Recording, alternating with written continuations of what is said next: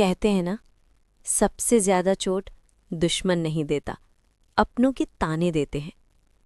ये कहानी है एक ऐसी बहू की जिसने हर जुल्म चुपचाप सहा और एक दिन चुप्पी ने जवाब देना सीख लिया। राधा, एक सीधी साधी पढ़ी लिखी लड़की। माँ बाप ने बड़े प्यार से उसका हाथ शर्मा परिवार में थमाया था। शादी के पहले सब कुछ ठीक था, मुस्कान, मीठी बातें, बहू को बेटी बनाकर रखेंगे वाले वादे। लेकिन शादी के बाद घर वही था, लोग वही थे, बस रिश्तों का रंग बदल गया। सास कमला देवी, घर की मालकिन, हर बात में ताना, हर सांस पर नजर। हमारे घर की बहुएं ऐसे नहीं उठती। हमारे जमाने में तो बहुएं बोलती नहीं थी। लगता है मायके से कुछ ज्यादा आज़ादी सीख कर आई है।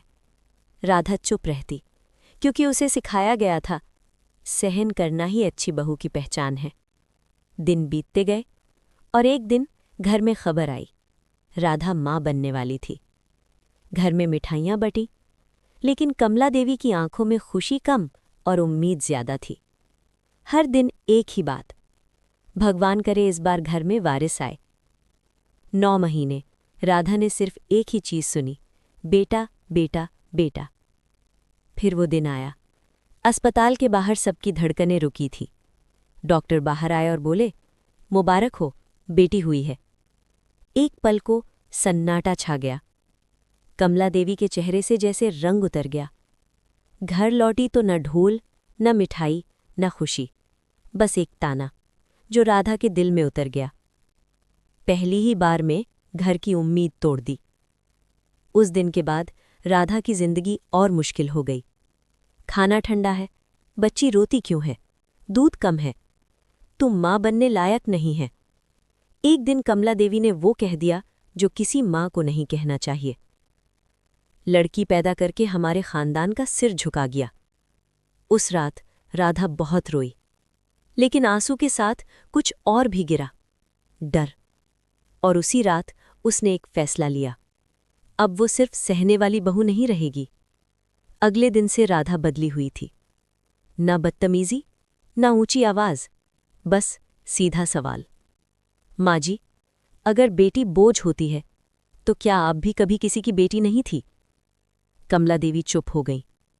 कुछ दिन बाद राधा ने अपनी बच्ची का नाम रखा, आत्मा, और पूरे परिवार के सामने कहा, मैं चाहती हूं मेरी बेटी को वो सब मिले जो मुझे नहीं मिला, शिक्षा, सम्मान और बोलने का हक।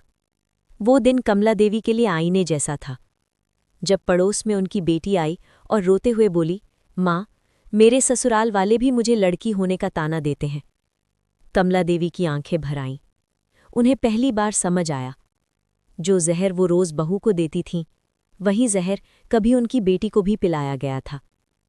उस दिन कमला देवी ने राधा के पैर छुए और कहा, मुझे माफ कर दे, मैं भूल गई थी कि हर औरत पहले किसी की बेटी होती है। राधा ने बच्ची को गोद में लिया और बस इतना कहा, माँ जी, मैं बदला नहीं चाहती थी, बस इतना चाहती थी कि मेरी बेटी ये सब ना सहे। आज उस घर में बेटी को बोझ नहीं, बरकत माना जाता है। और राधा, वो आज भी बहू है, लेकिन अब चुप नहीं। अगर आपने भी कभी किसी रिश्ते में सिर्फ इसलिए सहा है क्योंकि आप लड़की हैं, तो इस कहानी को लाइक ज़रूर कीजिए। और अगर आपको लगता है ऐसी कहानियाँ किसी की सोच बदल सकती हैं, तो चैनल को सब्सक्राइब करना मत भूलिए, क्योंकि अगली कहानी शायद आपकी ही